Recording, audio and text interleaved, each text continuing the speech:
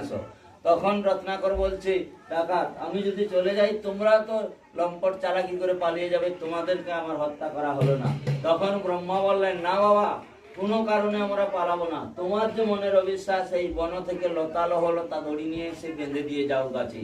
তখন বন থেকে লহলতা দড়ি নিয়ে এসে গাছে বেঁধে দিয়ে বাড়িতে গেলেন।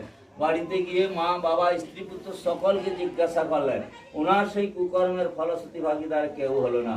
দুঃখ মনে ফিরে এসে ব্রহ্মার বন্ধন মুক্ত করে বললেন, প্রভু তোমার বাক্যই ঠিক, কি হবে আমার উপায়? ব্রহ্মা বললেন, বাবা উপায় আছে। সামনে ওই যে বয়ে যাচ্ছে ছোট্ট নদী মালিনী, ওই মালিনী নদীর জলে স্নান করে এসো। ওই নদীকে কেউ বা বলে সীতা নদী। ওই নদীর জলে স্নান করে এসে ওইখানে সেই বট গাছের ছায়ার নিচে বসিয়ে বললেন, বাবা তোমার মন প্রাণ মুখ খুলে এক বাক্যে রাম রাম বলো। ওনার পাপ দেহ মন মুখ দিয়ে কিছুতেই রাম নামের ভাষা পরস্ফুটিত হলো না। ব্রহ্মা খুব ভাবিতে ভাবিতে চিন্তা করিয়া সেই বট গাছের উপরের দিকে তাকান, একটি মরা ডালা শুকনো জড় কাষ্ঠ হয়ে আছে। ব্রহ্মা বললেন, বাবা উপরের ওই ডালাটি কি? তখন দস্যু রত্নাকর বলল, এটা তো মরা ডালা। তখন ব্রহ্মা বললেন, তোমার মুক্তির পথ উপায় হয়ে গেছে, ওই মরা নামের ভিতর দিয়ে রাম নামের প্রভাবিত হবে। তখন ব্রহ্মা সেই মরা নাম জপ করতে ব্যস্ত হলেন। আর সেই মরা ডালাটি তারও আজ প্রমাণবিহীন বাঁকা ধনুকের মতো জড়কাষ্ট হয়ে শুকিয়ে দুটিয়ে আছে। ওই ডালা সামনে দেখুন, ওই ডালা দেখে সেই নাম জপতেই ব্রহ্মা নারদ চলে গেলেন। কিছুদিন করে ব্রহ্মা এসে যখন দেখেন গভীর জঙ্গল, গাছে ভরা ছায়ায় ঢাকা, পশু পাখি কলরবের মধ্য দিয়ে রাম নামের তরঙ্গ বাজছে।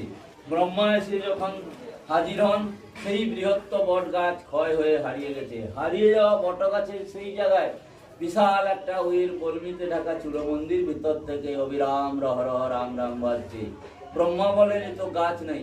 আর সেই হারিয়ে যাওয়া গাছের গুড়ি বা ঝুড়ি থেকে দুটি গাছ, এগুলো কোনো গাছ নয়, ভালো করে দেখুন।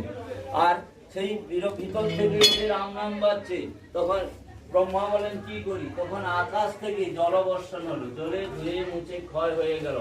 ভিতর থেকে রক্ত মাংস কিছুই নাই, অস্তিত্ব কঙ্কাল। আপন মনে ঘন্টার পর ঘন্টা রাম রাম বাজছে। ব্রহ্মা বলেন, রক্ত চর্ম কিছুই নাই, কি করি?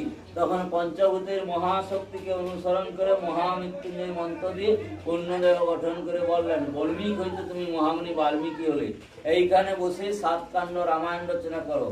তখন তিনি যে রামায়ণ রচনা করবেন, সে যুগে কাগজ কলম কালি কিছু ছিল না। তাল পাতার ছন্দে ছন্দে কাঁটায় রেখা দিয়ে রামায়ণ রচনা করলেন পালি ভাষাতে।